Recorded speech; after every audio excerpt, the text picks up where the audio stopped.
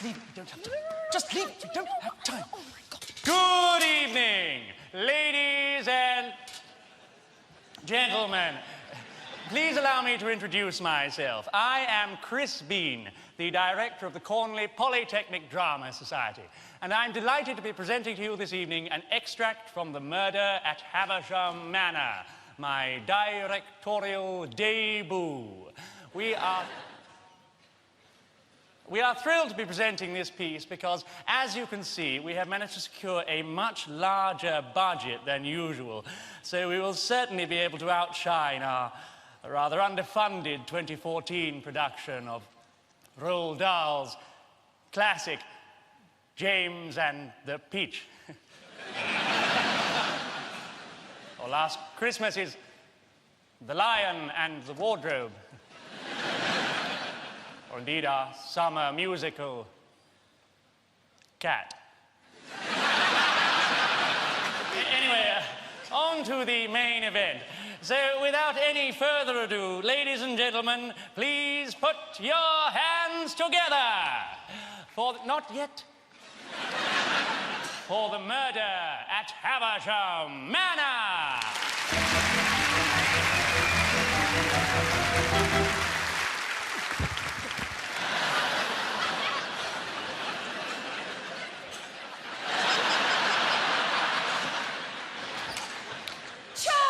Florence, I'm sorry you have to see him like this. My fiancé.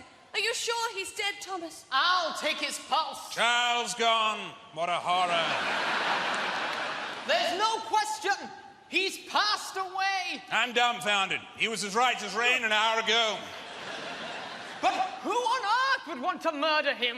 He was so kind, so generous, a true philanthropist. We must telephone the police, Perkins. Inspector Carter's already on his way, although I imagine it must be difficult to get here in this snowstorm. Where is he?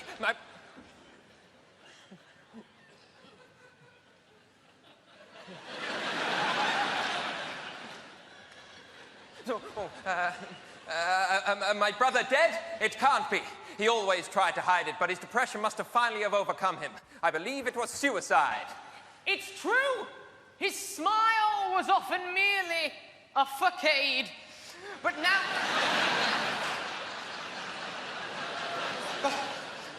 But Mr. Havisham, do you think there might have been someone with the means and motivation to kill Charles? Nonsense.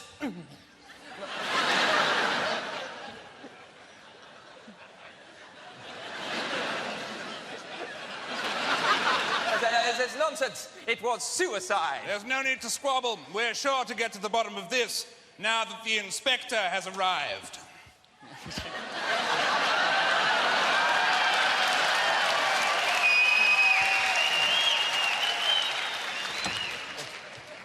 We're sure to get to the bottom of this now the inspector has arrived. What a terrible snowstorm. Good evening. I'm Inspector Carter. This must be Charles Havisham.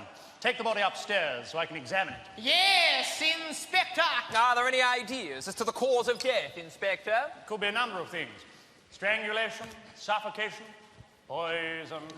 Before fully examining the body, I wouldn't like to say. How could someone do it? Try not to think about it, Miss Collymore. As soon as I've finished...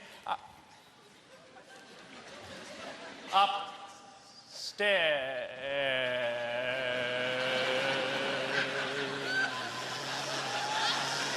I'll speak to everyone individually, and then you can get some space to calm your nerves.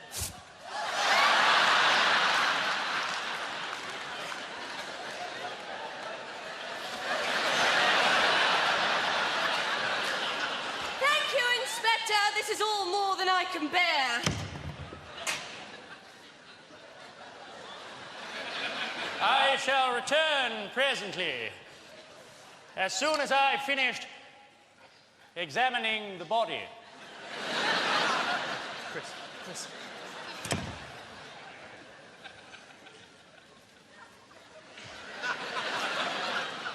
Well,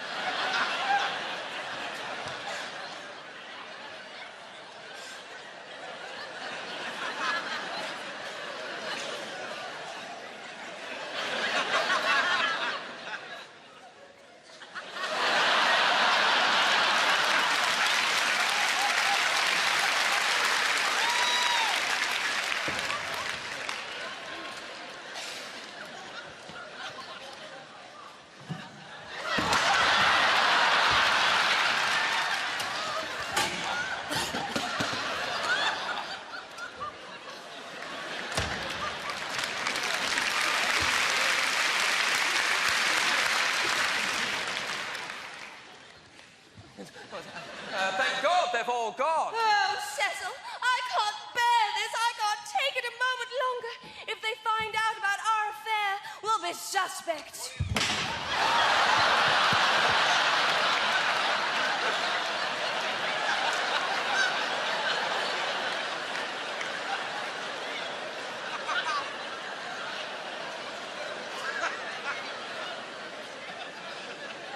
What's the matter, Florence? Calm down. Stop shouting.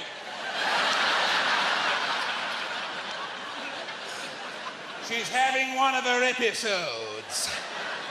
Snap out of it. You're hysterical. Miss Collymore, where are you going? Come back here this instant.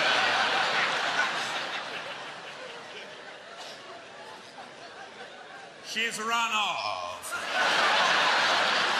I'll fetch her back. You stay here, Cecil. I dare say the inspector will have some questions for you. You were Charles's brother, after all. Well, do you have any questions for me, Inspector? Yes. Yes. You and your brother, did you get along well? Up and down. There was rather more strain on our relationship when Father died, and it was certainly no secret that our father cared for Charlie more than myself. I see. This is your father in the portrait, is it not? It is.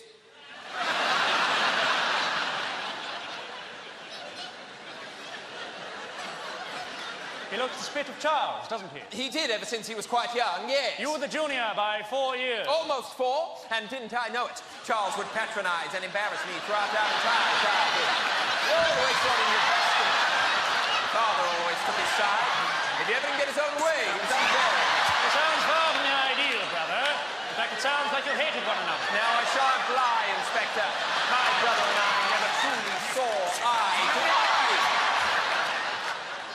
But if you're suggesting I had something to do with his murder, then you're mistaken. I see. Chris. It's a dark night, Cecil. Inspector!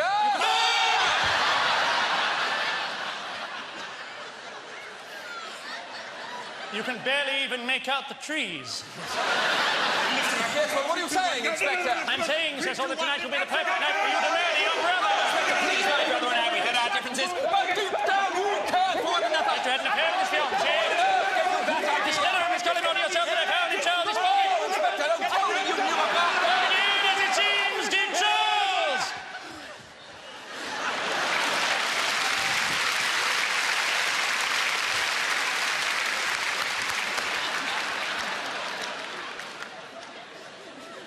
Well, bravo, Inspector. Oh, my God. Well, bravo, Inspector. You found out about Florence and I, but it proves nothing. We had nothing to do with Charlie's murder. But do you really think that we killed him? Perhaps, but for now at least we are one step closer to solving the murder at Haversham Manor. Go! No!